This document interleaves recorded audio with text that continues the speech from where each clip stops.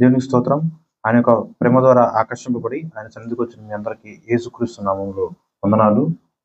చిన్న ప్రేయర్ చేసుకుని వాక్యం చూసుకుందాం. స్తోత్రం నాయన మహాగణుడ మహోన్నతుడ, గడ్డి పరకతో సైతం నువ్వు మాట్లాడించగలిగిన సమర్థవంతుడు ప్రభు. నేనైతే గడ్డి కన్నా గాడిద కన్నా హీనముగా ఉన్నానయ్యా. గాలి ఎగురుపు ధూళి వంటి వాడును, తుమ్ము వంటి వాడును. నన్ను కనికరించి క్షమించి నీ సన్నిధిలో సజీవుడుగా నువ్వే ఉంచినందుకు మరొకమారు కృతజ్ఞతలు ప్రభువ. నీ యొక్క వాక్యం మేమందరము ధ్యానము చేయుచుండగా కూడి ఉన్న ప్రతి ఒక్క బిడ్డను నువ్వే దర్శించి వినగలిగిన చెవులు గ్రహించే ఆత్మ ప్రతి ఒక్కరికి నీ కృపలో నువ్వే అనుగ్రహించమని యేసుక్రీస్తు నామమున ప్రార్థన చేయుచున్నాను తండ్రి, ఆమేన్. చిన్న ఒక కథ చెప్తాను చూడండి, మీకు ఏం అర్థమవుతుందో. కథ అయ్యాక అడుగుతా. పూర్వకాలంలో రాజులు ఉండే సమయం, అంటే రాజుల కాలం నాటి జరిగిన కథ, ఒక చిన్న కథ ఇది. ఒక బలమైన రాజు ఉన్నాడు. ఆ రాజుకి సమీపంలో ఇంకో చిన్న రాజ్యం ఉంది.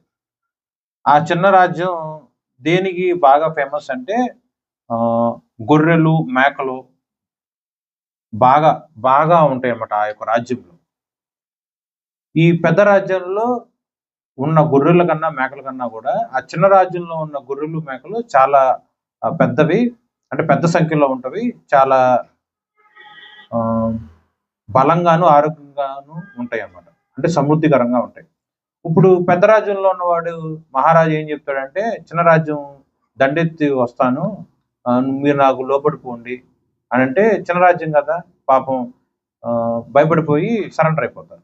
అప్పుడు పని చేద్దాం, ప్రతి సంవత్సరం మాకు ఇంత పన్ను కట్టు అంటారు పెద్దరాజు.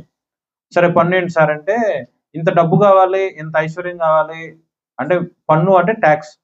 ఇప్పుడు గవర్నమెంట్ ఎంప్లాయీస్ కానీ ప్రైవేట్ ఎంప్లాయీస్ కానీ సెంట్రల్ గవర్నమెంట్కి డబ్బుల రూపంలో పన్ను కడతారు. బిజినెస్ పీపుల్ కూడా డబ్బుల రూపంలో పన్ను కడతారు. కానీ ఇక్కడ ఆ చిన్న రాజ్యంలో వాళ్ళకి డబ్బుల కన్నా కూడా అధికంగా గొర్రెలు మేకలు ఉంటాయి కాబట్టి వాళ్ళు ఏం పన్ను కడతారంటే, సంవత్సరానికి సుమారు 10 లక్షల మేకలని మేము మీకు ఇస్తాం, అలాగే 1 లక్ష గొర్రెపోతు బొచ్చులు మేము మీకు ఇస్తాం అని చెప్తారు. ఎందుకంటే అక్కడ దగ్గర డబ్బులు లేవు. పెద్ద రాజ్యంలో వాళ్ళకి మేకలు అవసరం, గొర్రెబొచ్చు అవసరం, వస్త్రాలు ధరించడానికి కానీ ఇంకేదో అవసరం. సో సరే దానికి ఆ పన్ను ఒప్పందానికి పెద్ద మహారాజు కూడా ఒప్పుకుంటాడు.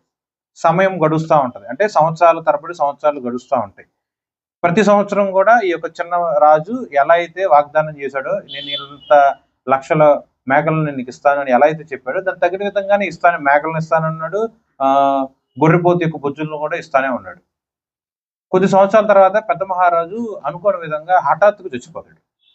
చచ్చిపోయిన తర్వాత అప్పుడు చిన్న మహారాజుకు ఆలోచన వస్తుంది, పెద్ద మహారాజు చచ్చిపోయాడు కదా, ఇంక నేను ఎందుకు ఇవ్వాలి పన్ను, నేను పన్ను ఇవ్వను, నేను ఎగ్గొట్టేద్దాం అనుకుంటాను. ఇప్పుడు పెద్ద మహారాజు యొక్క కొడుకు మహారాజు అవుతాడు వారసత్వం ప్రకారం.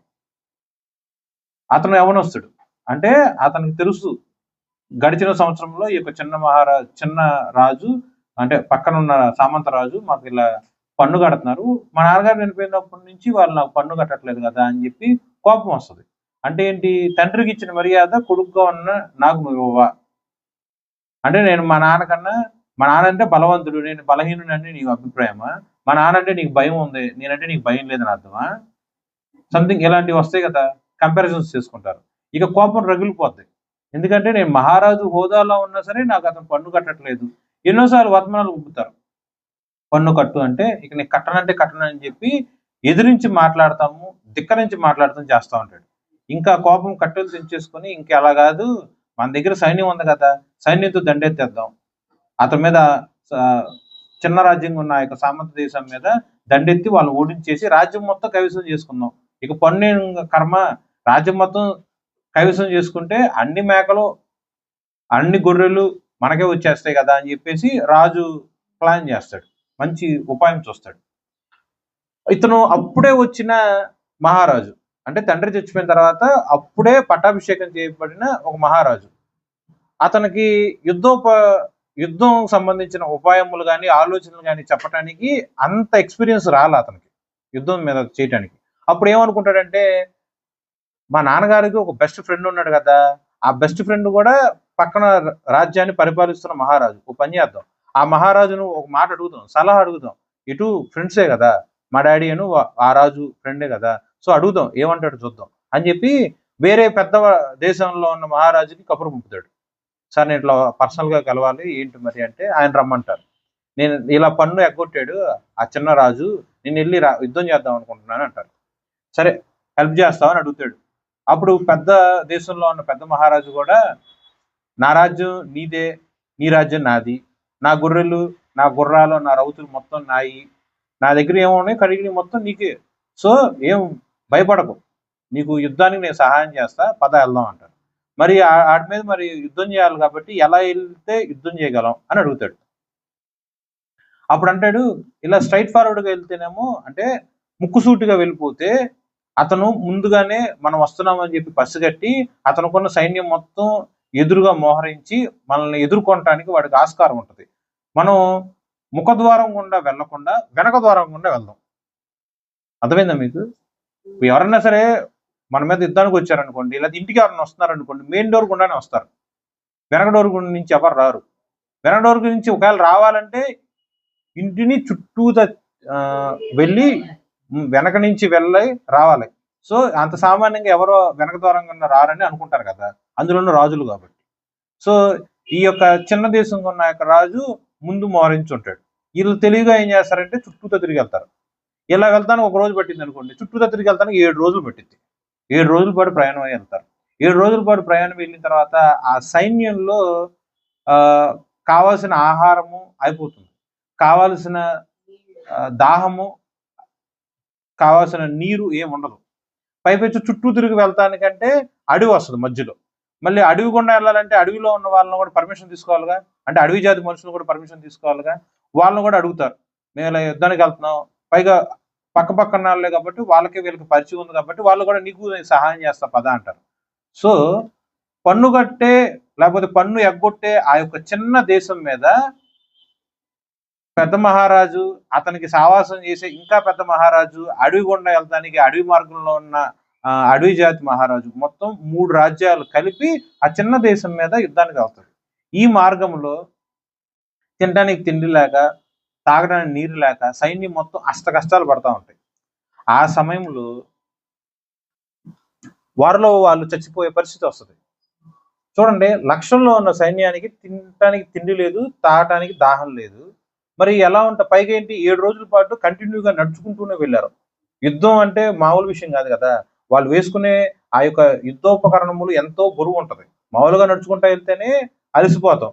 ఎంతో బరువు ఉన్న ఆ యొక్క యుద్ధ నైపుణ్యం కలిగిన ఆ యొక్క షీల్డ్ అవ్వచ్చు, అంటే ఆర్మర్ అవ్వచ్చు, యుద్ధ కవచము, లేకపోతే కత్తులు, ఈటలు ఎన్ని పట్టుకుని కష్టమే కదా, అలసిపోతారు.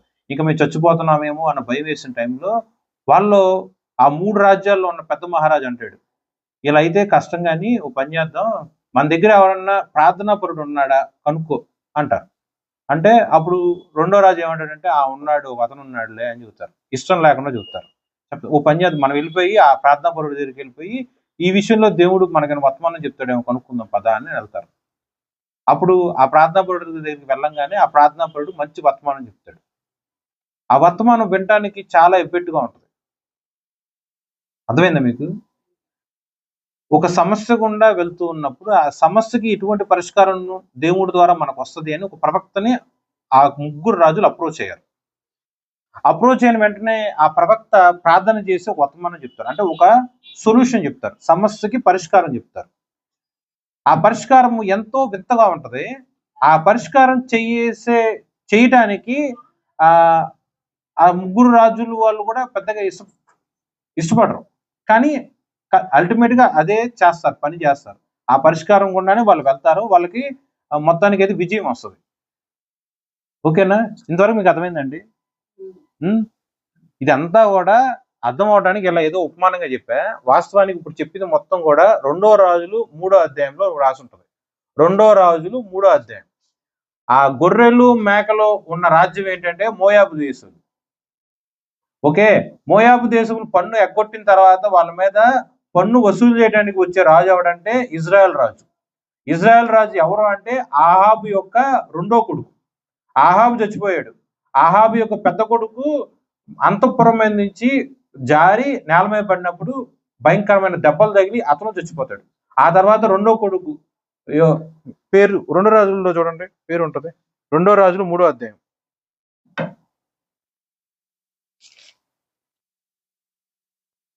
యెహోరాము అహజ్యా ఆల్రెడీ చచ్చిపోయాడు. ఇతనేమో యెహోరాం రెండో కొడుకు. ఈ యెహోరాము ఎవరంటే ఆహాబుకి యెజెబెలుకి పుట్టిన రెండో కొడుకు. ఓకేనండి. ఇతను పన్ను వసూలు చేయడానికి వెళ్ళాలి. సో కానీ ఇతను అప్పుడే పట్టాభిషేకం చేసిన, మన భాషలో అర్థం కావడానికి చెప్పాలంటే లేత మహారాజు కాబట్టి ఎక్స్పీరియన్స్ ఉన్న ముదురు మహారాజుని తెచ్చుకుందామని చెప్పేసి పక్కనున్న యూదా దేశంలోని యెహోషాపాతుని సలహా అడుగుతాడు. యెహోషాపాతు ఎవరు తెలుసుగా? ఆసా మహారాజు యొక్క కొడుకు. ఆసా మహారాజు కూడా యెహోవా యందు భయభక్తులు కలిగిన మహారాజు. అలాగే యెహోషాపాతు కూడా యెహోవా యందు భయభక్తులు కలిగిన మహారాజు. ఆహాబు కాలంలో ఆహాబు సిరియా మీద దండెత్తాలని చెప్పి ప్రయత్నం చేసిన కాలంలో కూడా యెహోషాపాతు ప్రతిదానికి అడుగుతాడు, ఇక్కడ యెహోవా నామమున ప్రార్థన చేసే వాళ్ళు ఎవరూ లేరా? యెహోవా నామమున ప్రార్థన చేసిన ఒక ప్రవక్తల దగ్గరికి వెళ్ళి మనం విచారణ చేస్తే దేవుడి యొక్క వర్తమానం మనకి, దేవుడి యొక్క ఉద్దేశం మనకి తెలియజేయబడుతుంది. కాబట్టి మనము ప్రవక్తలను ఆశ్రయించుదాం అని చెప్పి యెహోషాపాతు ఆహాబు చెప్తాడు. ఆ టైంలో కూడా ఆహాబు ఇష్టం లేకుండానే మికాయా గారిని కన్సల్ట్ అవుతారు. ఓకే, అలాగే ఇప్పుడు సేమ్ టు సేమ్ ప్లాన్ యెహోషాపాతు కూడా ఇక్కడ యెహోరాము సలహా ఇస్తాడు. 7 రోజుల పాటు మనం తిండి తిప్పలు లేకుండా ఇలా అడవి మార్గం గుండా వెళ్తున్నాము అంటే నేను చెప్పిన సలహా ప్రకారమే మనము 7 రోజుల ప్రయాణం అంతటా తిరిగి వెళ్ళాం. ఇప్పుడు మనకు తినడానికి తాగటానికి ఆహారం కానీ నీరు కానీ లేదు. కాబట్టి మనము ఇది కరెక్ట్ గానే మనం వెళ్ళే ప్లాన్ కరెక్టా కాదా, మనం మోయాబుల మీద విజయం పొందమా, మోయాబీలు మన దగ్గర ఓడిపోరా అనేది మనము యెహోవా దగ్గర విచారం చేసి తెలుసుకుందాం. కాబట్టి ఒక ప్రవక్త నీ దగ్గర ఉన్నాడా అని యెహోషాపాతు అడుగుతాడు. అప్పుడు అక్కడ ఉన్న వాళ్ళు ఒక మాట చెప్తారు, మనం ఉన్న ప్రదేశంలోనే ఒక ప్రవక్త ఉన్నాడు. ఆ ప్రవక్త ఎవరో తెలుసా మీకు? ఇప్పుడు నేను మిమ్మల్ని అడుగుతున్నాను, మీ యొక్క వ్యక్తిగత జీవితంలో నీకు తెలిసిన ప్రవక్త ఉన్నాడు అంటే నువ్వేం చెప్తావు? నీకు తెలిసిన ప్రవక్త ఎలా ఉంటాడు? నీకు ప్రవక్త తెలుసా ఎవరన్నా? వాళ్ళు ఎలా ఉన్నారు? దైవ జ్ఞానం చూస్తానికి ఎలా ఉంటారు? మనిషేలేండి. చూస్తానికి ఎట్లుంటారు? రూపురేఖలు ఎట్లుంటాయి? రూపురేఖలు ఎట్లుంటారు? మనిషి రూపురేఖలు ఎట్లుంటాయండి? వాడు 6 అడుగులు ఉంటారండి. మా పాస్టర్ గారు చూస్తానికి చాలా హుందాగా ఉంటారండి. మా పాస్టర్ గారు పంచగట్టు కట్టుకుంటారు. మా పాస్టర్ సూటు బూట్ వేసుకుని తిరుగుతారు. సంథింగ్ ఇలా రకరకాల ఉంటారు కదా. మీ నాన్నగారు ఎలా ఉంటారంటే మీరు టబుక్కును పలానా వేషధారణ చెప్తారా లేదా? ఒక వ్యక్తిని గుర్తు చేసుకోవాలి, జ్ఞాపకం చేసుకోవాలంటే ఎలా చెప్తారు? అతని యొక్క వేషధారణ, ఆహాభావములు, మాట తీరు చెప్తే టబుక్కును గుర్తొస్తుంది. ఇప్పుడు నేనున్నాను, పలానా వాళ్ళు చెప్పాలి అంటే వాళ్ళు ఎవరో నాకు తెలియదు. ఇతను అంటే ఉదాహరణకి ఆ వ్యక్తి ప్రవక్త అని నాకు తెలియదు, కానీ ఆ వ్యక్తితో నాకు పరిచయం ఉంది అనుకుందాం. ఓకేనా? అప్పుడు నాకు ప్రవక్త అని తెలియాలని నేను ఏం చెప్పాలి? నాకు మీరు ఎలా చెప్తారు? ఆ చివరికి వెళ్తే ఒక చర్చ్ ఉంటుంది. ఆ చర్చిలో ఒక పాస్టర్ ఉంటారు. ఆ పాస్టర్ ఆజానుభావుడు, నల్లగా ఉంటాడు, ఉంగరాలు చుట్టు కలిగినాడు, దేవుడి దగ్గర మంచిగా ప్రార్థన చేసుకొని వర్తమానం చెప్తాడు. ఇలాంటి ఉపమానాలు లేకపోతే ఇలా అర్థం అవడానికి చెప్తారా లేదా? ఓకేనా? ఇంతవరకు అర్థమైందా? పోనీ కన్ఫ్యూషన్స్ లేదుగా? ఓకేనా? ఇప్పుడు ఇలాంటి పరిస్థితి ఒకటి వచ్చింది. యెహోషాపాతు అడుగుతాడు ఇజ్రాయెల్ రాజుని, ఇక్కడ ఎవరన్నా ప్రవక్త ఉన్నాడా అని అడుగుతాడు. అక్కడున్న ప్రజల్లో ఒకానొక భటుడు ఇచ్చే సమాధానం ఎంత చక్కగా ఉంటదంటే, మండే ప్రవక్తగా ఉన్న ఏలియా గారికి శిష్యరికం చేసిన ఎలీషా ఇక్కడ ఉన్నాడు అని చెప్పలా. బొడిగుండు కలిగినవాడుగా ఉన్న ఎలీషా ఇక్కడ ఉన్నాడు అని చెప్పలా. యెహోవా నామములో ఎన్నో గొప్ప అద్భుత ఆశ్చర్య సూచక్రియలు, ఉదాహరణకి నీటిలో పడిపోయిన గొడ్డలను పైకి లేపిన గొప్ప ప్రవక్త ఇక్కడ ఉన్నాడు అని చెప్పలా. చచ్చిపోయిన బిడ్డను బతికించిన ప్రవక్త ఇక్కడ ఉన్నాడు అని చెప్పలా. 7 సంవత్సరాల పాటు కరువు వస్తుంది, 7 సంవత్సరాల తర్వాత కరువు తిరిగిపోద్ది అని చెప్పలా. అలా ఏం చెప్పలా. మరి ఇవన్నీ అద్భుత సూచక్రియలు కదా, ఇవన్నీ చెప్పలా. ఏం చెప్పాడు ఆ ప్రవక్త గురించి? వినటానికి కూడా నాకైతే ఎంతో ఆశ్చర్యంగా ఉంది. ఒక ప్రవక్తకి చేతులు కడుక్కుంటానికి నీళ్లు పోసేవాడు అతను ఒకప్పుడు. చూసారా ఎంత చక్కటి వాక్యమో. 2 రాజులు 3వ అధ్యాయము 11వ వచనం. ఏలియా చేతుల మీద నీళ్లు పోయిచూ వచ్చిన షాపాతు కుమారుడైన ఎలీషా ఇక్కడ ఉన్నాడు. ఇదే వాక్యం మళ్ళీ చదువుతా చూడండి. ఏలియా చేతుల మీద నీళ్లు పోయిచూ వచ్చిన ఎలీషా ఇక్కడ ఉన్నాడు. ఎలీషా అంటే ఎవరు? ఎలీషా అంటే ఎవరు? రెండంతల ఆత్మ కలిగిన వాడు అని ఒక రాసుందా? ఎలీషా అంటే ఎవడు? యేసుక్రీస్తు నామములో, యెహోవా నామములో ఎన్నో అద్భుతమైన ప్రవచనములు చెప్పినవాడు అని రాసుందా? సిరియావాసుల్ని లేకపోతే ఆ యొక్క సైన్యాధిపతి, కుష్ఠరోగం కలిగిన ఆ యొక్క సైన్యాధిపతికి స్వస్థత ఇచ్చిన ప్రవక్త అని రాసుందా? మరణము గుండా వెళ్ళిన వాడిని తిరిగి బ్రతికించిన ప్రవక్త అని రాసుందా? పోనీ ఏలియా యొక్క శిష్యుడు అని రాసుందా? రాసి లేదండి. ఏం రాసుంది అక్కడ? ఏలియా చేతుల మీద నీళ్లు పోయిచూ వచ్చిన, ఏలియా చేతుల మీద నీళ్లు పోయిచూ వచ్చిన ఎలీషా. ఓకేనా? నీ గురించి, లేకపోతే నీ వంశం గురించి, లేకపోతే నీ తెలిసిన గొప్ప రాజుల గురించి, లేకపోతే పలానా చీఫ్ మినిస్టర్, పలానా ప్రైమ్ మినిస్టర్ గురించి చెప్పాలంటే ఏం చెప్తారు? వాళ్ళ యొక్క వస్త్రధారణ అవ్వచ్చు, వాళ్ళు తిరిగే కార్లు అవ్వచ్చు, వాళ్ళు వేసుకునే బట్టలు అవ్వచ్చు, వాళ్ళు తినే తిండులు అవ్వచ్చు, సంథింగ్ వాళ్ళ మాట తీరు బట్ట అవ్వచ్చు, వాళ్ళ మనిషి యొక్క రూపురేఖలు, అంటే నల్లగా ఉన్నాడు, తెల్లగా ఉన్నాడు, ఉంగరాల చుట్టూ, పొట్టాడు, ఎత్తుగలుగున్నాడు, ఇలాంటివి చెప్తారండి. కానీ ఒకానొక ప్రవక్త గురించి చెప్పాల్సి వచ్చిన ఈ యొక్క సందర్భంలో వాళ్ళు వాడిన మాట లేకపోతే పదము ఎంత శ్రేష్టంగా ఉంది. ఏలియా చేతుల మీద నీళ్లు పోయిచూ వచ్చిన, నీళ్లు చేతులు కడుక్కుంటాం. ఉదాహరణకి ఏలియా చేతులు కడుక్కుంటున్నప్పుడు అతనికి నీళ్లు పోసాడు. ఏలియా ఆయన చేయి కడుక్కున్నప్పుడు ఆ నీళ్లు పోసుకోలేకపోయాడా? చెప్పండి. పోనీ ఒక రోజే పోసాడా నీళ్లు చేతులు కడుక్కోవడానికి? పోనీ నువ్వు చేతులు కడుక్కుంటున్నావు అనుకుందాము, ఏ సమయంలో నువ్వు చేతులు కడుక్కుంటావు? లేకపోతే ఎందువల్ల నువ్వు చేతులు కడుక్కుంటావు? ఎక్కువ శాతము చేతులు కడుక్కుంటారా అని ఎందుకు అంటామంటే, తినే ముందు తిన్న తర్వాత చేతులు కడుక్కుంటాం. అంతేనా? అంటే ఏలియా గారి చేతులు కడుక్కుంటానికి కూడా ఆయనకి అంత బద్ధకం అని అనుకోవాలా? మరి ఏమనుకోవాలండి? ఒక ప్రవక్తకి భోజనం చేసే ముందు, భోజనం చేసే తర్వాత కూడా నీళ్లు పోయటం, నీళ్లు చేతికి ఇవ్వట్ల. బాబు ఈ చేతులు కడుక్కోపు. మన ఇంటికి ఎవరైనా మర్యాద కోసం, ఎవరైనా వచ్చినప్పుడు మర్యాద కోసం కాళ్ళు కడుక్కురండి అంటారు. ఎక్కువ శాతం నీళ్ళు అక్కడే ఉంటాయి, బకెట్ అక్కడే ఉంటుంది, లేదా ట్యాప్ అక్కడే ఉంటుంది, వాళ్ళు కడుక్కుంటారు. అంతేగాని నువ్వు వెళ్ళి సామాన్యంగా మగ్గు నీళ్లు తీసుకొచ్చి వాళ్ళ కాళ్ళ మీద పోసి నువ్వే కాలు కడుగుతావా? చెప్పండి. ఇక్కడ ఎలీషా ఏం చేశాడు? ఏలియాకి పరిచర్య లేకపోతే శిష్యరికం చేసే ఆ యొక్క కాలంలో తన్ను తాను ఎంత బాగా తగ్గించుకున్నాడు. చిన్న పనే, నీళ్లు పోయటం. ఎంతో బరువు మోయాలా, ఎంతో సమయం వెచ్చించాలా. నేను అనే అహము ఎక్కడా లేదు. నేను వ్యవసాయం చేసుకునేవాడిని, నేను నాగలు దున్నితే ఎకరాలు దున్నగలను, నేను పలానా వాళ్ళ బిడ్డని, నా వెనక ఇంత ఆస్తుంది అని ఎక్కడ కూడా ఎలీషా ఇక్కడ ట్రీట్ చేశాడా? లేదు. శిష్యరికం, పరిచర్య చేసే ఆ యొక్క క్రమంలో తన యొక్క హోదా, తన యొక్క ఆస్తి, తన యొక్క సంపాదన యావత్తు మర్చిపోయి జీవము కలిగిన దేవుడి నామంలో ప్రవక్తగా, పాస్టర్గా ఉన్న ఆ యొక్క ఏలియా గారికి నేను ఉపచారం చేస్తూ దైవికమైన జ్ఞానము నేను నేర్చుకుంటున్నాను అని తన్ను తాను తగ్గించుకొని చిన్న పనైనా పెద్ద పనైనా ఎంతో శ్రద్ధ కలిగి అతను చేస్తూ వచ్చాడు. నువ్వు చేస్తున్నావు అట్లా? దేవుడి పనే చిన్నదే. నీళ్లు పోయటం ఏంటండి? పెద్ద పనే ఏంటి? చేతులు ఇలా కడుగుతున్నావు, చేతులు ఇలా కడుక్కుంటున్నావు, దాని మీద ఇలా నీళ్లు పోస్తారు. ఎంత కష్టం అది! కష్టం అది? తేలిక? అది ఎంతో తేలిక. చిన్న, అంటే సంవత్సరం పిల్లోడికి చేతిలో గ్లాస్ నీళ్ళు ఇచ్చినా సరే వాడు మోయగలడు. ఇలా పోయమంటే పోయగలరేమో. సో అది బరువుతో సంబంధించింది కాదు. మరి దేనికి సంబంధించింది?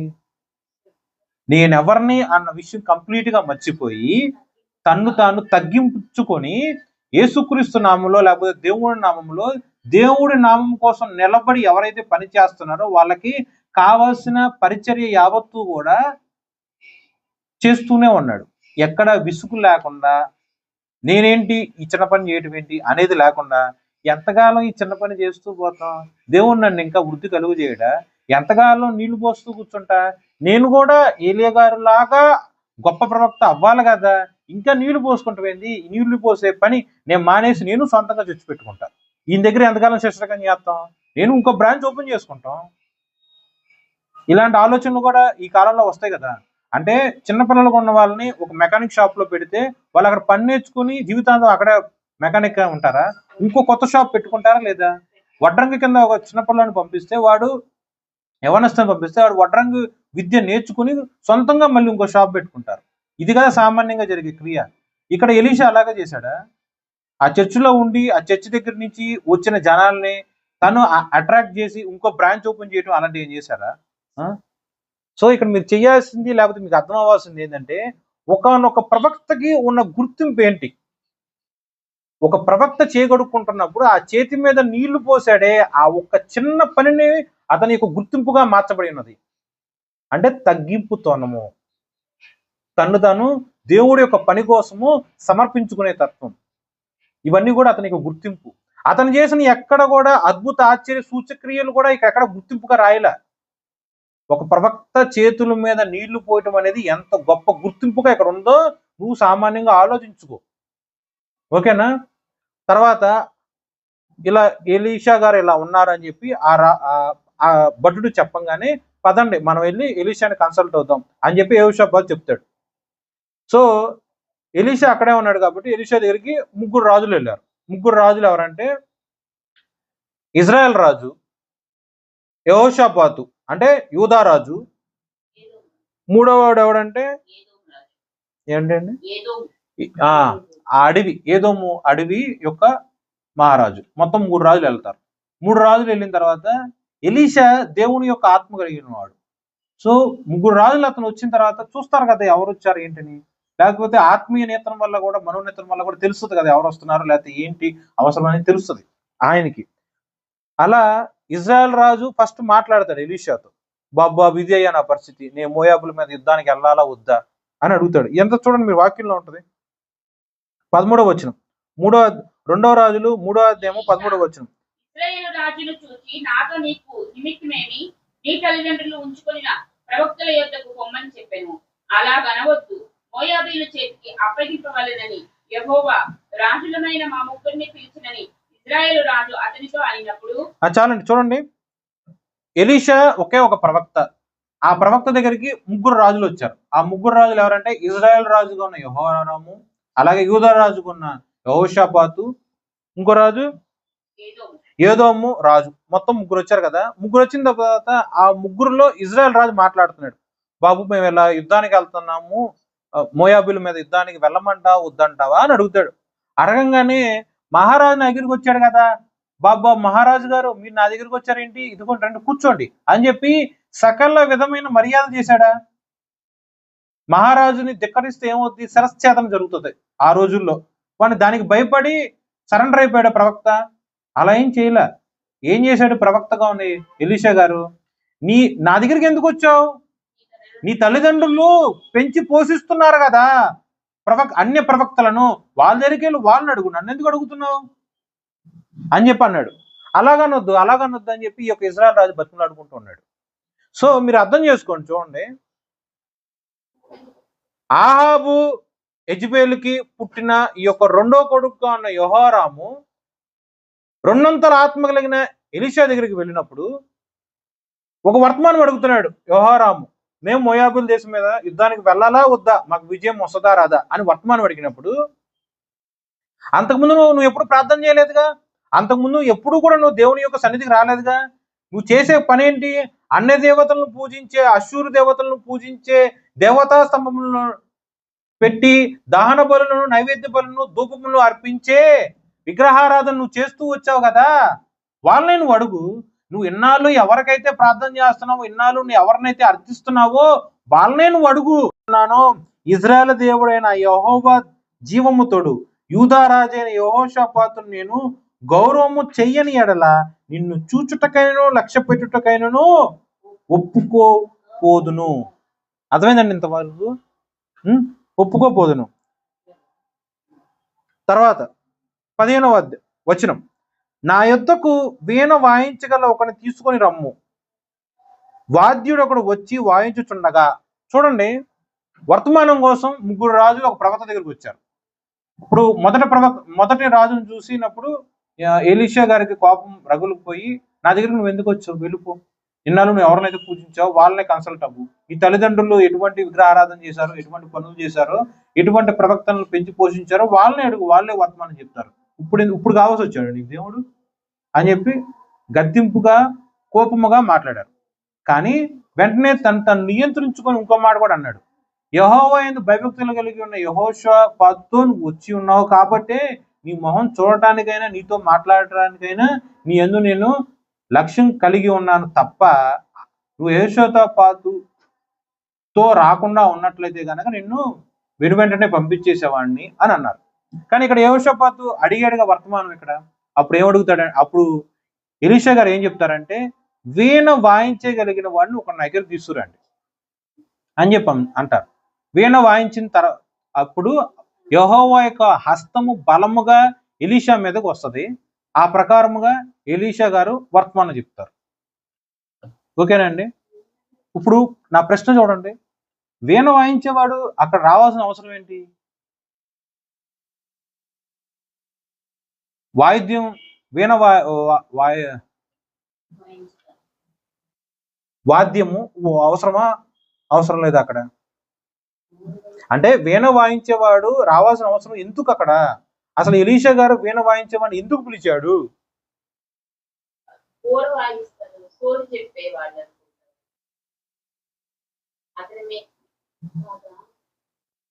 చూడండి, వాళ్ళు సోదు చెప్పేవాళ్ళు కాదు, బుర్రగాథలు చెప్పేవాళ్ళు కాదు. వాళ్ళు దైవికంగా దేవుని నామంలోనే వాళ్ళు వీణ వాయించే వాళ్ళే. కానీ ఆ సమయంలో ఎందుకు అవసరం అంటే, ఇక్కడ ఎలీషా యొక్క మైండ్ సెట్ ఎలా ఉందంటే కోపంగా ఉంది.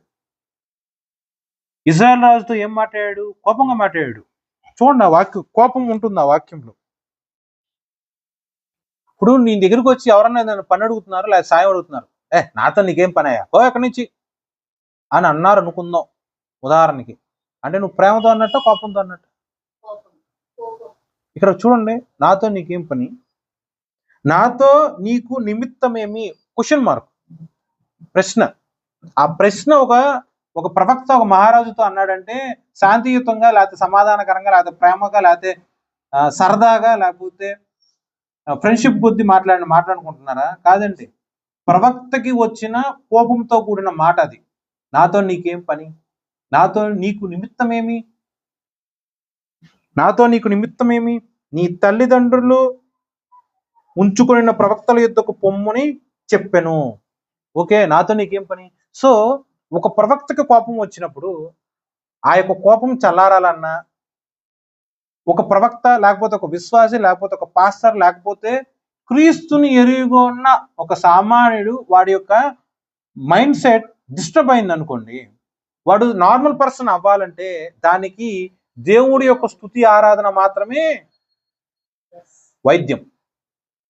నీ మైండ్ కోపంగా ఉన్నా, అంటే నీ మనస్సు కోపంతో ఉన్నా, నీ మనస్సు బాధలో ఉన్నా, నీ మనస్సు దుఃఖంలో ఉన్నా, నీ మనస్సు దూరాలోచనలో ఉన్నా, నిస్సహాయముతో కొట్టుమిట్టాడుతున్నా, దుఃఖముతో, కన్నీటితో, వేదనతో, అసలు దేవుడి మీద కాన్సన్ట్రేషన్ నేను చేయలేకపోతున్నాను, దేవుడి మీద నా మనస్సు లగ్నం చేయలేకపోతున్నాను అని చెప్పి నువ్వు అనుకుంటున్నప్పుడు, దేవుడి మీద మాత్రమే నువ్వు గురి కలిగి బ్రతకాలి అంటే దానికి ఉన్న ఒకే ఒక కారణం ఏంటంటే, యెహోవా యేసుక్రీస్తు నామములో గీతములు, పాటలు, స్తుతి ఆరాధన. ఓకే, ఆ మ్యూజిక్ ప్లే చేస్తూ ఉన్నప్పుడు అతనిలో ఉన్న ఆ కోపము చల్లారి అతను ఆ యొక్క పాటలు ఎందే ప్రార్థన చేసుకుంటూ ఉన్నప్పుడు, అప్పుడు యెహోవా యొక్క హస్తము ఎలీషా గారి మీదకి వచ్చినప్పుడు ఎలీషా గారు మంచి ప్రవచనం చెప్తారు. ఆ ప్రవచనం కూడా చాలా వింతగా ఉంటుంది. ఆ వర్తమానం చాలా ఆశ్చర్యంగా ఉంటుంది. దిగ్భ్రాంతి గురి చేసింది నన్నైతే. మిమ్మల్ని ఎలా చేసిందో చూడండి మీరే. యెహోవా సెలవిచ్చినదేమనగా, ఈ లోయలో చాలా గోతులను త్రవ్వించుడి. యెహోవా సెలవిచ్చినదేమనగా, గాలియే గాని వర్షమే గాని రాకపోయినను మీరును మీ మందలను మీ పశువులను త్రాగుటకు ఈ లోయ నీళ్లతో నిండును. ఇది ఒక్క నిమిషం అండి, 16, 17 అండర్లైన్ చేసుకోండి. చూడండి, వాళ్ళు వర్తమానం కోసం వచ్చారు. ఏంటి వర్తమానం? 7 రోజుల పాటు మేము ప్రయాణమై వస్తున్నాం. మాకు తినటానికి తిండి లేదు, తాగడానికి నీరు లేదు. మరి మేము ఇలాంటి నీరసించిపోయి శక్తిహీనంగా ఉండి బలహీనులుగా ఉండి యుద్ధానికి వెళ్తే కనుక మోయాబీలు మా మీద దండెత్తి మమ్మల్ని చంపేస్తారు. ఒకరి మీద మేము ముగ్గురం వెళ్ళి దండెత్తినా సరే మాలో బలం లేదు కదా. 7 రోజుల పాటు మేమేం తినలేదు తాగలేదు కాబట్టి బలహీనంగా ఉంటాం కాబట్టి మాకు చంపేస్తారు. సో మేము వాళ్ళ మీద యుద్ధానికి వెళ్ళాలా వద్దా? ఇలాంటి వర్తమానం కోసమే కదా అతను వచ్చింది. ఆ టైంలో దేవుడు చెప్పే వర్తమానం ఏంటి? ఈ లోయలో గోతులు తవ్వండి అన్నారు. ఓకేనా? అది బాగా మీరు అర్థం చేసుకొని అలాగే అండర్లైన్ చేసుకోండి.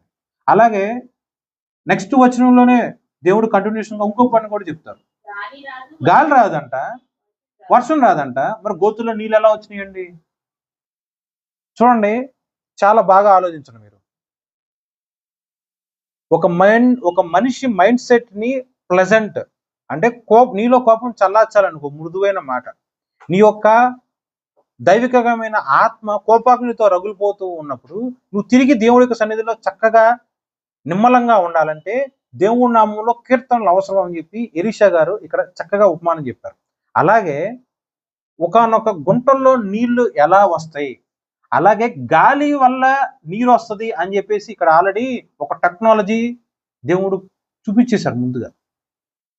ఓకేనా అండి? మీరు నాగార్జున సాగర్కి వెళ్తారు, వాటర్ గుండా కరెంట్ ఎలా తీస్తారండి? అలాగే పెద్ద పెద్ద ఫ్యాను ఎలా అయితే గోడ మీద తగిలించుంటుందో అలాగే కొండల మీద పెద్ద పెద్ద ఫ్యాన్ మీకు అర్థం అవడానికి అలా చెప్తున్నా. ఫ్యాన్ లాంటివి ఇలా తిరుగుతూ ఉంటాయి. విండ్ అంటారు దాన్ని. దానివల్ల ఏంటి ఉపయోగం? అది తిరుగుతున్నప్పుడు కింద నుంచి నీళ్ళు వస్తాయి. ఎందుకు వస్తాయి? నీళ్ళు అక్కడ లేవుగా, ఎలా అవుతుంది? Wind dynamics. గాలిని అలా నీటి రూపంలోకి డైవర్ట్ చేసే టెక్నాలజీ దేవుడు ఈ యొక్క గ్రంథంలో అప్పుడే చూపించేశారు. ఓకేనా? మరి దీంట్లో మనిషి యొక్క టెక్నాలజీ ఎంత ఉందండి? ఆలోచించండి. అర్థమైందా మీకు ఏం చెప్తున్నాను? ఒక నీటిలో నుంచి కరెంట్ ఎలా వస్తుంది, అలాగే ఒక గాలిలో నుండి వాటర్ ఎలా వస్తుంది? ఓకేనా? మీకు అర్థమైందా? ఇక్కడ ఇంకోటి చూడండి, 7 రోజుల పాటు తిండి తిప్పలు లేని వాడి దగ్గరికి వెళ్ళి ఆ లోయలో గోతులు తవ్వవా అన్నాం అనుకోండి, వాడి రియాక్షన్ ఎలా ఉంటుంది అంటే, నీకు అర్థం చెప్తా చూడు. నువ్వు 7 రోజుల పాటు సరైన తిండి లేదు, సరైన నిద్ర లేదు, సరైన దాహం లేదు, వెళ్ళిపోయి గుంట తవ్వు అన్నాను అనుకో. గుంట తవ్వటం ఎంత కష్టం నువ్వు ఆలోచించు. ఓ పొలుగు పట్టుకోవాలా, ఓ పార పట్టుకోవాలా, తవ్వాలి. తవ్వటానికి ఎంత బలం పెడతావు. తవ్విన తర్వాత తవ్వేటప్పుడు మట్టి తీయాలిగా. గుంట ఏర్పడాలంటే తవ్వటం వరకు సరిపోదు, అక్కడ ఉన్న మట్టిని ఎగేసుకొని పక్కన పడేస్తారు. ఓకేనా? సో నీ యొక్క శరీరము, అలసటలో ఉన్న శరీరము నీకు ఇంకా అలసిపోయేటట్టు వస్తుంది. నువ్వు చేయగలవా పని? సో మీరు లేడీస్ కాబట్టి మీకు అర్థం అవడానికి చెప్తానండి. వారం రోజుల పాటు మీకు తిండి తిప్పలు లేవు, ఇబ్బంది పడిపోయారు. ఉన్న పలానా మీ ఇంటి యజమానుడు వచ్చి 100 మందికి వంట చేయని అంటారు. 100 మందికి వంట చేయాలంటే ఎన్ని కేజీలు బియ్యం మీరు కడగాలి, సంథింగ్. ఓకేనా? మీకు ఇబ్బందిగా ఉంటుందా లేదా? ఇది కూడా కొంచెం అలాంటిదే. బలం అంటూ ఏమీ లేకుండా నీరసించిపోయి ఉన్నప్పుడు గుంట తవ్వండి అంటే ఎంత కష్టం ఆలోచించండి. కానీ యెహోవా యొక్క ఆశీర్వాదము, జీవము కలిగిన దేవుడి యొక్క ఆశీర్వాదము నిన్ను వరించాలి అంటే నువ్వు దేవుణ్ణి సన్నతించేటట్టు, దేవుడితో నీ హృదయం సమాధాన పడేటట్టు నువ్వు ఒక పని చేయవలసి ఉన్నది. యెహోవా సన్నిధికి నువ్వు వస్తే దేవుడు దగ్గరికి వస్తాడు. ఎవరైతే నా దగ్గరికి వస్తారో నేను వారి దగ్గరికి వస్తాను. ఎవరైతే నా పని చేస్తారో నేను వారి పని చేస్తాను. ఆయన మీతో చెప్పిన పని చేయుడి అని ఆయన యొక్క కన్న తల్లిగా ఉన్న ఆ యొక్క మరియమ్మ గారు అన్నారు. దాని తగినట్టే ఆ యొక్క పెళ్లిలో ఉన్న వాళ్ళందరూ కూడా ఆ బాణలో నీళ్లు నింపారుగా. ఓకేనా? అలాగే పరిశుద్ధాత్మని మీద రావాలి అంటే ముందు నువ్వు నీటితో బాప్తిజం తీసుకోవాలి. అది తీసుకుంటేనే పరిశుద్ధాత్మ నీ మీదకి వచ్చింది. బాప్తిజం తీసుకోకుండా పరిశుద్ధాత్మ నా మీద రా రా రా అంటే ఎలా వస్తుంది? నీటి బాప్తిజం లేకుండా. దేవుడు నిన్ను ఆశీర్వదించాలి అంటే దేవుడు నామములో నువ్వు ముందు ప్రార్థన చేయాలి. నాకు మారు మనసు కలగట్లేదని నువ్వు అనుకుంటున్నావు. నీకు మారు మనసు కలగాలంటే ముందు నువ్వు యేసుక్రీస్తు నామములో మారు మనసు నిమిత్తము ఆయన్ని వేడుకోవాలి. సో దేవుడి దగ్గర నుంచి నువ్వు ఏదైనా పొందుకోవాలి అంటే ముందు దేవుడు చెప్పిన పని నువ్వు చెయ్యాలి. వీళ్ళు ఎంతగానో నీరసించిపోయినా, కష్టపడిపోయి, లేకపోతే శక్తిహీనులుగా ఉన్నా కూడా దేవుడు చెప్పిన పనిని నిర్లక్ష్యం చేయకుండా ఆ లోయ అంటే ఎక్కడ ఉంటది? ఎత్తున్న ప్రదేశంలో అంటే ఉన్నతమైన ప్రదేశము లేకపోతే కొండ ప్రదేశాలు అంటారు. లోయ అంటే ఏంటి? 2 కొండలు ఉన్నప్పుడు ఆ కొండల కింద దిగువ భాగంలో ఉండేది లోయ.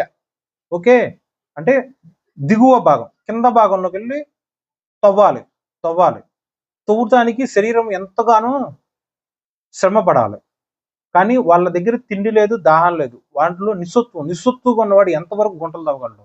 మళ్ళీ ఆ గుంట అంగుళంతో తవ్వు లేకపోతే అడుగంత తవ్వు అనేం చెప్పాల, మొత్తానికి గుంటలు తవ్వమన్నారు. మళ్ళీ ఒక గుంట తవ్వమన్నారండి. ఎన్ని గుంటలు తవ్వమన్నారు? అనేకములు. ఓకేనా? సామాన్యంగా చెప్పాలంటే ఇలాంటి వర్తమానం చెప్పినప్పుడు ఆ ప్రవక్తని లేకపోతే ఆ దైవజనుడిని ఎవరైనా సరే హాస్యాస్పదముగా పిచ్చోడు లేదా ఎర్రోడు యుద్ధం చేయడానికి వెళ్ళాలా వద్దా అని మేము అడిగితే ఇదేంటి కూర్చొని గుంటలు తవ్వుకోమంటున్నాడు అని అనుకోరా అండి? యుద్ధానికి వెళ్ళు అని చెప్పాలి, లేకపోతే వెళ్ళొద్దు అని చెప్పాలి, లేకపోతే గెలుస్తావు అని చెప్పాలి, లేకపోతే ఓడిపోతావు అని చెప్పాలి. అంతకు మించి కూర్చొని గుంటలు తవ్వమంటాడు ఏంటండి అని అనుకోరా మీరు? యుద్ధానికి గుంటలు తవ్వడానికి ఏమైనా సంబంధం ఉందా? అది మనిషి యొక్క జ్ఞానం. కానీ జీవము కలిగిన దేవుడి యొక్క జ్ఞానం ఎంత గొప్పగా ఉంటదంటే, నీ దృష్టిలో ఆ గుంటలు తవ్వటం వేస్ట్ ఆఫ్ వర్క్ అని అనుకుంటావు. కానీ రేపనే రోజు తెల్లారేసరికి నువ్వు ఎన్ని గుంటలు తవ్వేవో అన్ని గుంటల్లోకి గాలి లేదు, వర్షము లేదు, ప్రకృతి సహకరించకపోయినా సరే దేవుడి యొక్క ఉచితమైన కృప చొప్పున ఆ గుంటలో నీళ్లు దేవుడు సమృద్ధిగా ఉంచాడు. నువ్వు తాగుతున్నావు, నీ చుట్టుపక్కల ఉన్న ప్రజలందరూ తాగుతున్నారు, నీతో పాటు ఉన్న గుర్రములు, పశువులు, మేకలు, ఎడ్లు, గొర్రెలు అన్ని నీళ్లు తాగుతున్నాయి. కానీ నీళ్లు మాత్రం ఇంకిపోలేదే. అది దేవుడి యొక్క అద్భుత సూచక్రియ. నీ జ్ఞానంలో కేవలం అది ఒక గుంటలో ఉన్న నీళ్లు. కానీ శత్రు దేశము దూరం నుంచి చూసినప్పుడు ఆ గుంటలో ఉన్న నీళ్లు దూరం నుంచి చూసిన వాళ్ళకి సూర్యరశ్మి వలన అది ఎర్రని రక్తంలాగా కనిపిస్తుంది. నీ కంటి చూపుతో చూసినప్పుడు ఆ గుంటలోది నీకు కేవలం నీరులాగానే ఉంది. కానీ దూర ప్రాంతం నుండి చూస్తున్న ఆ యొక్క మోయాబీయులకు మాత్రం అది ఎలా ఉందంటే రక్తములాగా ఉంది. అదంతా వాక్యం చూడండి మీరు. 22వ వచనం. ఉదయమందు వీరు లేచినప్పుడు సూర్యుడు నీళ్ల మీద ప్రకాశింపగా అవతలి నీళ్లు మోయాబీలకు రక్తము వలె కనబడెను. గనుక వారు అది రక్తము సుమా, రాజులు ఒకరినొకరు హతము చేసుకుని నిజంగా హతులైరి. నిజంగా అక్కడ రక్తం ఉందా అండి? సో బైబిల్లో ఎండమావుల గురించి కూడా చెప్పారు. ఓకేనా? గాలి లేకపోయినా, వర్షం లేకపోయినా నీళ్లు ఎలా సృష్టించగలరో దేవుడి యొక్క జ్ఞానము చెప్తుంది. నువ్వు ఉన్న ప్రదేశంలో దేవుడు చెప్పిన పని నీ దృష్టికి చాలా చిన్నది. గుంట తవ్వటం ఏంది చాలా అల్పమైన సంగతి. కానీ శత్రువులు అదే గుంటను చూసి ఏమని భ్రమపడ్డారండి? 3 రాజులుగా ఉన్న వీళ్ళు వాళ్ళకి సమాధానం దొరక్క ఒకరి మీద ఒకరు పడి యుద్ధం చేసుకొని వాళ్ళు చంపేసుకొని చచ్చిపోయారు. అదంతా కూడా రక్తం. ఇంకేముంది, శత్రువులు చచ్చిపోయారు కాబట్టి మనం వెళ్ళిపోయి వాళ్ళ దగ్గర ఉన్న వస్తువులు మొత్తం మనం దోచుకోవచ్చు పదండి అని మోయాబీలు వారిలో వాళ్ళు అనుకొని ఆ యొక్క ప్రదేశానికి వెళ్తారు. ఆ మోయాబీలు ఎప్పుడైతే ఆ యొక్క ప్రదేశానికి వచ్చారో అప్పుడు ఇజ్రాయేలు వాళ్ళు ఆల్రెడీ వాటర్ తాగి ఉన్నారు కాబట్టి, బలం పొందుకుని ఉన్నారు కాబట్టి తిరిగి మోయాబుల మీద యుద్ధం చేస్తారు. మోయాబులు అందరూ హతమలైపోతారు. మోయాబులకి ఇంకా భయం వేసి ఇలా కాదని చెప్పి వాళ్ళలో గొప్పగా యుద్ధం చేయగలిగిన వాళ్ళని కొంతమంది, ఉదాహరణకి 100 మందో లేకపోతే 700 మందినో దగ్గర పెట్టుకొని మోయాబుల్ రాజు 700 మందిని తీసుకొని రాజుల దగ్గరికి యుద్ధం చేయడానికి వెళ్తారు. అయినా సరే గెలవలేదు, అయినా సరే ఓడిపోయే పరిస్థితి వస్తుంది. అమ్మో ఇంకా నా వల్ల కాదు బాబోయ్ అని చెప్పి మోయాబులు వెనక్కి పారిపోతారు. తన యొక్క కోట దగ్గరికి వెళ్తారు. కోట దగ్గరికి వెళ్ళి వాళ్ళు కూడా అన్ని దేవతలను పూజించే వాళ్ళే. అప్పుడున్న నీచమైన పరిస్థితి లేకపోతే నీచమైన ఆచారం ఏంటంటే వాళ్ళ గర్భవాసాన్ని పుట్టిన ప్రథమ ఫలమును వారి యొక్క గృహ దేవతలకు నైవేద్యంగా అర్పిస్తారు. ఆ నీచమైన పని ఆ యొక్క మోయాబుల్ రాజు చేస్తాడు. అంటే తన గర్భవాసాన్ని జన్మించిన జ్యేష్ఠ కుమారుణ్ణి తీసుకొచ్చి అతని యొక్క కోట గుమ్మం మీద ఉంచి అక్కడ దహన బలి చేస్తాడు. అతని యొక్క మోయాబుల్ యొక్క కులదైవము లేకపోతే గృహ దేవతలకి. సో కన్న కొడుకునే కాల్చి చంపుకున్నవాడు ఎవడ్రా ఈడు అని చెప్పి ఇజ్రాయెల్ ప్రజలకి యూదా ప్రజలకి ఆ మోయాబుల మీద అసహ్యము పుట్టి కోపం రగులుకొని కన్న కొడుకుని చంపుకున్నాడు ఆడు ఒక మనిషి అయినా అని చెప్పి వాళ్ళు తిరిగి వెనక్కి వెళ్ళిపోతారు. యాక్చువల్గా వాళ్ళు వెళ్లే లోపే ఈ యుద్ధంలో వాళ్ళకి కావాల్సిన మొత్తం సంపద కానీ అన్ని దోచుకుంటారు. అంటే ఇజ్రాయెల్ ప్రజలు అన్ని దోచుకుంటారు. అలాగే మోయాబు దేశం మొత్తం కూడా కొల్లగొట్టడం కానీ నాశనం చేయడం కానీ జరుగుతుంది. ఈ 3వ అధ్యాయం మీరు చదివినట్లయితే మొత్తం స్పష్టంగా ఉంటుంది. ఓకేనా? కేవలం ఒకే ఒక అధ్యాయం, 3వ అధ్యాయము, 2 రాజులు 3వ అధ్యాయం. కానీ దీంట్లో నేను మొత్తం అధ్యాయం మీరు చదవలేదు కదా, మీరు చదువుకోండి. కానీ మీరు జాగ్రత్తగా ఆలోచన చేయండి. ఒక ప్రవక్త యొక్క గుర్తింపు చెప్పే క్రమంలో ఆ ప్రవక్త చేసిన అద్భుత ఆశ్చర్య సూచక్రియలు ఎక్కడ మెన్షన్ చేయలేదు. ఇలా గురించి చెప్పు అంటే నువ్వేం చెబుతావు? మండే ప్రవక్త అని చెప్తావు. అతను ప్రార్థన చేస్తే ఆకాశం నుంచి అగ్ని దిగి వస్తుంది అని నువ్వు ఏలియా గురించి చెప్తావు. ఎలీషా గురించి చెప్పు అంటే నువ్వేం చెప్తావు? అతను ప్రార్థన చేస్తే అడవుల్లో నుంచి ఎలుగుబంటులు వచ్చేసి చిన్నపిల్లలను కూడా చంపేసినాయి. అతను ప్రార్థన చేస్తే చచ్చిపోయిన వాళ్ళు బతికారు. అతను ప్రార్థన చేస్తే నీటిలో పడిపోయిన ఒక గొడ్డలి ఇనప వస్తువు ఎటువంటి టెక్నాలజీ లేకుండా తేలింది. అది మీరు ఆలోచన చేయండి. ఇనప వస్తువు నీళ్ళలో పడిగితే తేలుతుందా అండి? అడుగును పడి ఉంటుందా? అడుగుకి వెళ్ళిపోద్దా? మరి ఎలా తేలింది అది? దానికి తగిన విధముగా, ఇనప వస్తువుకి తగిన విధముగా ఒక కర్రను దాని మీద ఏమంటారు సమానమైన బరువుతో. అది కూడా ఏమైనా చెప్తారు. అలాగే ఒకనొక సందర్భంలో విషం కలుపుతారు ఒక చోట ఆహారంలో చంపేయడానికి. ఆ టైంలో ఎలీషా గారు ప్రార్థన చేస్తారు. విషం కలిపిన ఆహారము భుజించినా సరే ఆ మనుషులందరూ కూడా చనిపోకుండా దేవుడి నామములో వాళ్ళందరూ కూడా బ్రతుకుతారు. సో విషం కలిగిన ఆహారం కూడా ఆయన స్వస్థపరచగలిగిన దైవాత్మ కలిగిన వాడు. సో ఇలా చాలా ఉన్నాయి. అన్నిటికన్నా మించింది ఏంటంటే ఏలియా గారిలో 1 పాలు ఆత్మ ఉంటే ఎలీషా గారిలో 2 పాలు ఆత్మ ఉంటుంది. ఇది అన్నిటికన్నా గొప్పది. కానీ ఇలాంటి ఎక్కడా కూడా ఆయన గురించి మాట్లాడకుండా కేవలం ఒకే ఒక మాట, ఏలియా గారు చేతులు కడుక్కుంటున్నప్పుడు ఆయన మీద నీళ్లు పోయిచూ వచ్చిన ఎలీషా. ఓకే, సో నీ యొక్క గుర్తింపు ఏంటి? నీ యొక్క చదువు నీ గుర్తింపు కాదండి. నీ జ్ఞానము నీ గుర్తింపు కాదు. నీ సంపాదన నీ గుర్తింపు కాదు. నీ ఐశ్వర్యము నీ గుర్తింపు కాదు. నీ అందము నీ గుర్తింపు కాదు. నీ ఎత్తు నీ రంగు నీ గుర్తింపు కాదు.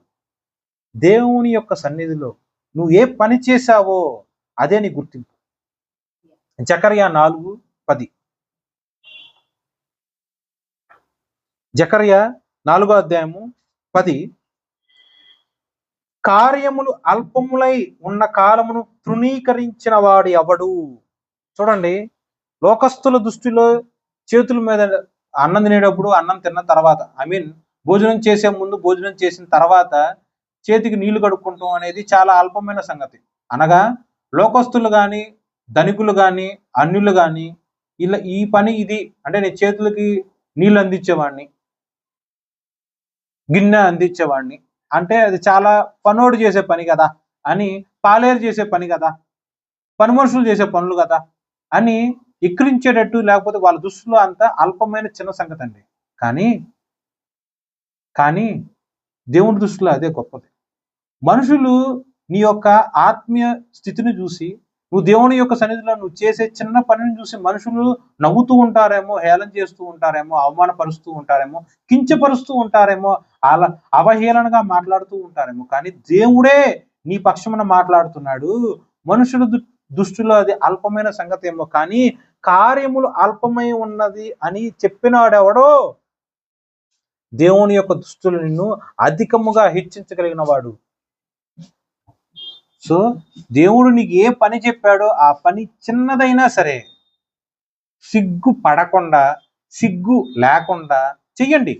చేపలు మడత పెట్టడమా, ఏముందా పని, చిన్నది అని అనుకుంటామేమో, అది కూడా దేవుని దృష్టిలో మంచి పనే. అంట్లు కడగటం దేవుని యొక్క సన్నిధిలో కష్టం అనుకుంటారేమో, అది మంచి పని.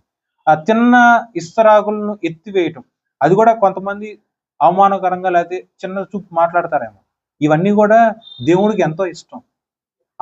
అన్నిటికన్నా చూడండి, వాక్యం కూడా రాసి ఉంటుందిగా, ఒక విశ్వాసికి గుక్కడు వేడి నీళ్ళు ఇచ్చినా, గుక్కడు చన్నీళ్ళు ఇచ్చినా సరే ఆ ఫలం నువ్వు పోగొట్టుకో.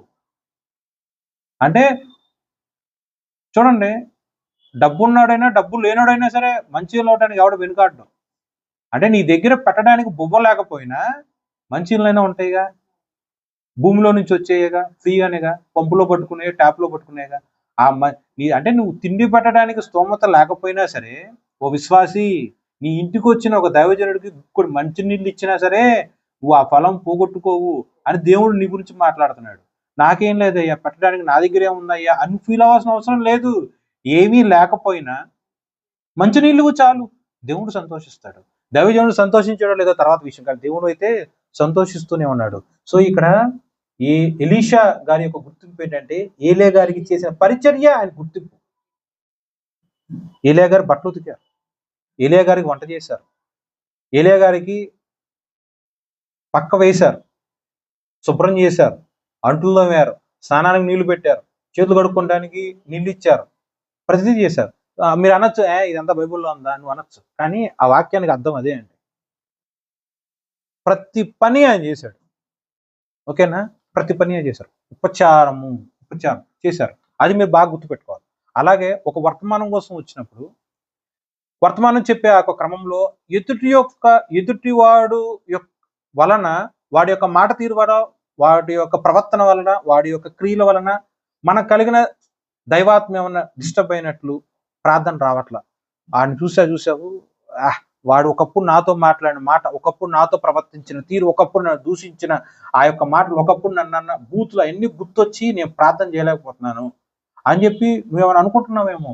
ఆ సమయంలో నువ్వు దేవుని నామంలో ప్రార్థన చేయి, కీర్తనలు పాడు. ఆ కీర్తనలు పాడినప్పుడు గందరగోళంగా ఉన్న నీ యొక్క హృదయము స్టేబుల్ అయిపోయి దేవుడు ఎందుకు నిమ్మలంగా ఉంటుంది. నువ్వు ఎప్పుడైతే నిమ్మలంగా ఉంటావో అప్పుడు యెహోవా యొక్క హస్తము నీ మీద బలముగా వచ్చి నీకు శ్రేష్టమైన వర్తమానము, నీ అవసరానికి తగినట్లు నువ్వు ఆశించిన విధముగా నీకు వర్తమానం వస్తుంది. అలాగే యుద్ధం చేయాలా వద్దా అని అడిగిన ఆ యొక్క రాజుకి గుంటలు తవ్వు అని ఒక ప్రవక్త వర్తమానం చెప్పాడు. ఓకేనా? చూడండి, మనం అడిగిన ప్రశ్నకి మనకు వచ్చిన సమాధానం పొందడం లేదు. ఓకేనా? కానీ నీ జ్ఞానం అంతే, అల్పమైన మనుష్య జ్ఞానం అంతే. గుంటలో దేనికి సాదృశ్యం? లోయ దేనికి సాదృశ్యం? లోయ నీ హృదయానికి సాదృశ్యం. నీ హృదయంలో లోతు వరకు నువ్వు గుంటలు తవ్వాలా. నువ్వు తవ్వుతూ ఉన్నప్పుడు ఆ గుంటలో ఎలా అయితే నీళ్లు ఇంకి ఉంటాయో, నీళ్లు నిలిచి ఉంటాయో, నీ హృదయము అంతరంగము గుండా నువ్వు తవ్వినట్లయితే దేవుని యొక్క వాక్యముగా ఉన్న ఆ యొక్క పరిశుద్ధమైన నీరు నీ హృదయము అనే ఆ యొక్క గుంటలో నిలిచి ఉంటది. వాక్యము నీ హృదయంలో నిలిచి ఉంటది. కాబట్టి ఎవడండి నిన్ను దేవుడి దగ్గర నుంచి దూరం చేయగలిగినాడు? అపవాది దూరం నుంచి చూసినప్పుడు నీ హృదయంలో ఉన్న యొక్క దేవుడి యొక్క వాక్యము వాడి కంటికి ఎర్రని రక్తంలాగా కనబడి మరణము వాడి దృష్టికి కనిపి వాడు పారిపోయి వెళ్ళిపోతా ఉంటారు. కానీ నీకు మాత్రము జీవవాయువు, నీకు మాత్రము జీవ జలము, నీకు మాత్రం మధురముగా ఉంది, నీకు మాత్రము తీయగా ఉంది, నీకు మాత్రము దాహము తీర్చే ప్రాణాన్ని నెమ్మది కలుగజేసే ఆహారము లేకపోతే దాహముగా నీకు ఉంది. కానీ నీ శత్రువుకి మాత్రం మరణముగా ఉన్నది. ఉన్నది మాత్రం వాటరే. అక్కడ ఉన్నది ఏంటంటే కేవలం నీరు మాత్రమే. కానీ నీకు అది మంచినీరుగా ఉన్నది, శత్రువుకు మాత్రం అది ఎర్రని రక్తములాగా ఉన్నది. పదార్థములు ఏమైనా మారినాయా? చూసే చూపు మారింది. నీ చూపు ఆత్మీయానుసారంగా ఉంది కాబట్టి నీకు అది మధురమైన పానీయము. అదే పదార్థమును దేవుడు ఆయన యొక్క కృపలో సృష్టిని అనగా సూర్యుడిని వాడుకొని సూర్యరశ్మి వలన మంచి నీరుని ఎర్రని రక్తములాగా వాడి కంటికి కనిపించేటట్టు చేశాడు. ఈ పదార్థాన్ని దేవుడు మార్చలా, చూసే చూపులో ఉన్న కోణాన్ని దేవుడు మార్చేశాడు. సో నువ్వు ఎలా ఉండాలి? పాటలు పాడుతూ దేవుని సంతోషపెట్టేటట్టు ఉండాలి.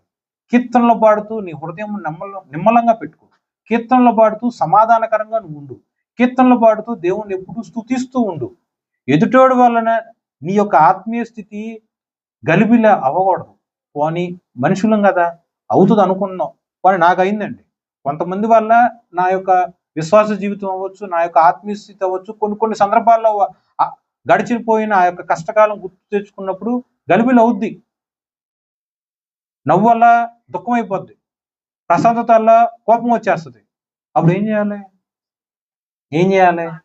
ఏం చెబుతుంది వాక్యం? అప్పుడు చక్కగా మంచి వినసొంపుగా ఉన్న పాటలు నీకు చేతనైతే విత్ మ్యూజిక్ తో దేవుడి దగ్గర ప్లే చేయి. అప్పుడు నీ బాధ అటు నుంచి అటే పోతుంది, ఆ గాలిలోనే కలిసిపోద్ది. సో నీ హృదయం స్టేబుల్ అవ్వాలంటే కీర్తనలు మాత్రమే మార్గం. నెక్స్ట్ ఇంకోటి చూడండి, ఈ 16వ వచనము 17వ వచనంలో ఆ వర్తమానం చాలా బ్రహ్మాండంగా ఉంది. ఫస్ట్ టైం చదివినప్పుడు ఏందోలే అనుకున్నావు. నువ్వే ఆ పరిస్థితిలో ఉన్నావు. ఆలోచన చేయండి, నువ్వే ఆ పరిస్థితిలో ఉన్నావు. 7 రోజుల పాటు తిండి తిప్పలు లేదు, దాహం లేదు, బురువు మోసుకుంటూ పోయావు. గుంటలు తవ్వవా అని చెప్పి ఒక ప్రవక్త నీకు చెప్తే నీ యొక్క మనస్సు ఎంత బాధగా ఉంటది. లేకపోతే శక్తిహీనుడుగా ఉన్నాను, తినకుండా ఇన్ని రోజులు ఉన్నాను, అట్లీస్ట్ దాహం కూడా లేదు, ఇప్పుడు వచ్చి మనుటెండలో గుంటలు తోమంటున్నాడు ఏందిరా నాయన అనుకుంటావు అనుకోవా? ఎవరైతే గుంటలు తవ్వారో వాళ్ళకి మాత్రమే దాహం వచ్చి వాళ్ళు మాత్రమే శత్రువుల దగ్గర నుంచి విజయం పొందుకొని ఉండొచ్చు. గుంటలు తవ్వకపోతే పరిస్థితి ఏంటి? వాళ్ళు ఆకలి బాధతో, దాహము బాధతో చచ్చిపోయేవాళ్ళు. గుంటలు తవ్వకపోతే పరిస్థితి ఏంటి? నిస్సత్తుగా ఉన్న వాళ్ళు కాబట్టి మోయాబీలు దండెత్తొచ్చి కత్తి దూస్తే చచ్చిపోయేవాళ్ళు. సో వాళ్ళని కాపాడింది ఏంటి? గుంటలు తవ్వటం. ఓకే, నీ హృదయం కూడా దేవుడి యొక్క వాక్యం కోసం తవ్వు. నీ హృదయం కూడా దేవుడి యొక్క వాక్యం కోసం తవ్వు. నువ్వు తవ్వుతేనే కదా ఆ గుంటలో నీరు ఎలా అయితే నిల్వ ఉంటుందో నీ యొక్క అంతరంగంలో దేవుడి యొక్క వాక్యం కూడా అలాగే నిల్వ ఉంటుంది.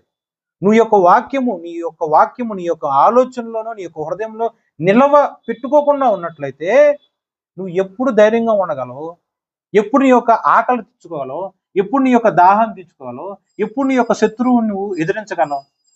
సో సమృద్ధి కలిగి నీ యొక్క హృదయంలో జీవం కలిగిన దేవుడి యొక్క వాక్యము నిల్వ అట్టుపెట్టుకో. ఓకే, అలా అట్టుపెట్టుకోవాలంటే దేవుడు చెప్పిన సమయం నందు, దేవుడు చెప్పిన పరిస్థితుల్లో ఎందు నీ హృదయములో ఆ యొక్క గుంటని ఎవరు తవ్వాలి? రెండవ వ్యక్తి తవ్వాలా? నువ్వే దూకు. చూడండి, మీరు మళ్ళీ ఎందుకు ఇలా కథలా చెప్పానంటే ఆ సినారియోలో మీరు ఉన్నారని మీరు ఆలోచన చేసుకోవాలి. నెక్స్ట్ హోంవర్క్ అనుకోండి, లేదా ఏదో ఒకటి అనుకోండి. ఈ లోయలో చాలా గోతులను త్రవ్వించుడి. లోయ అంటే మీకు ఆల్రెడీ చెప్పేశాం. అలాగే గోతులు. కానీ యెహోవా సెలవిచ్చింది ఏమనగా, గాలియే గాని వర్షమే గాని రాకపోయినను మీరును మీ మందలను మీ పశువులను త్రాగుటకు ఈ లోయ నీళ్లతో నిండును. ఓకే, విండ్ డైనమిక్స్ లేకపోతే ఎయిర్ డైనమిక్స్. విండ్ అన్న ఎయిర్ అన్న ఒకటేనండి. ఓకేనండి, చూడండి, ఇది సైన్స్కి అతీతం. వర్షం లేకుండా నీళ్ళు ఎలా వస్తాయి? గాలి లేకుండా నీళ్ళు ఎలా వస్తాయి? కానీ దేవుడు సృష్టిని సృజించిన గొప్ప జ్ఞానం కలిగిన సృష్టికర్త. ఆయనకి ఏది అసాధ్యం? ఉన్న పరిస్థితుల ప్రకారం నీకు సహాయం రాదేమో, ఉన్న దిక్కులన్నీ మూసుకుపోయినాయేమో, కానీ నీకు ఎవడో సహాయం చేయకపోయినా, ఏ దిక్కు గుండా నీకు సహాయం రాకపోయినా, చుట్టుపక్కల ఉన్న ఆఖరికి ప్రకృతి సైతం నీకు సహకరించకుండా ఉన్నా కూడా దేవుడి యొక్క సహాయం నీకు వస్తుంది. గాలి పంచభూతములు ఒకటి, నీరు పంచభూతములు ఒకటి. పంచభూతములు అంటే విగ్రహారాధన అనుకునేరు, అది కూడా బైబిల్లో నుంచే వచ్చిందండి. ఆ పదం కూడా కీర్తనలో రాసుంటుంది. పంచభూతములు అన్నీ కూడా నీకు వ్యతిరేకంగా ఉన్నా కూడా దేవుడు వాటిని అవసరం లేకుండానే నీకు సహాయం చేస్తాడు. అంటే నీ మీద వర్షం కురవాలి అనుకున్నప్పుడు దేవుడు నీ మీద వర్షం లేకపోయినా, అంటే ఈ యొక్క సొసైటీ లేకపోతే ఈ యొక్క ఊర్లో వర్షం లేకపోయినా సరే నీ మీద మాత్రం వర్షం కుమ్మరించబడుతుంది. నీకు అవసరం లేకపోతే నీకు వర్షం అవసరం లేదు, చుట్టుపక్కల అంతా వర్షం వస్తుంది, కానీ నీ మీద మాత్రం వర్షం పడకుండా ఉంటుంది. ఇలాంటివి గిద్యోను గారు చేశారు. ఓకేనా? సో నీకు దేవుడి యొక్క సహాయం రావాలి అని దేవుడు ఇచ్చయించి ఉన్నట్లయితే గనక ప్రకృతి వ్యతిరేకంగా ఉన్నా, ప్రకృతి సహాయంగా ఉన్నా, అసలు ప్రకృతి అంటూ అవసరం లేకుండానే దేవుడు నీకు నిశ్చయముగా సహాయం చేయగలిగిన సమర్థవంతుడు. సో ఎవరు వస్తారు, ఏదో చేస్తారు, నాకు వాళ్ళ నుంచి ఇది వస్తుంది, వీళ్ళ నుంచి అది వస్తుంది అనేది కేవలము నీ యొక్క ఆలోచనలో కూడా నువ్వు రానివంటే రాని. మాకు యెహోవా యందే నాకు సహాయం వస్తుంది, దేవుడే నాకు సహాయం ఇస్తాడు. దేవుడు ఎవరో ఒకరి ద్వారా, మనిషి ద్వారా అవ్వచ్చు, సృష్టి ద్వారా అవ్వచ్చు, దేవుడు దేన్నో దాన్ని వాడుకొని నాకు సహాయం చేస్తాడు అని నువ్వు విశ్వాసంతో ప్రార్థన చేయి. ఇక్కడ ఇంకోటి ఏంటంటే, ఈ లోయలో ఈ గోతుల్ని తవ్వండి అన్నారు. ఆ తవ్వటం కూడా ఒక విశ్వాసంలో క్రియ. నమ్మకం ఉంటే కదా గోతులు తవ్వేది. ఓకేనా? విశ్వాసం లేకుండా గోతులు తవ్వగలరా లేదా తవ్వలేరా? ఆ ప్రవక్త చెప్పిన వర్తమానం నమ్మారు అంటే ఆ ప్రవక్త మాట మీద విశ్వాసం ఉంది కాబట్టి వాళ్ళు గోతులు తవ్వారు. ఓకేనా? దేవుడి వాక్యం మన హృదయంలో ఫలించి అభివృద్ధి చేయును గాక. ఆమేన్.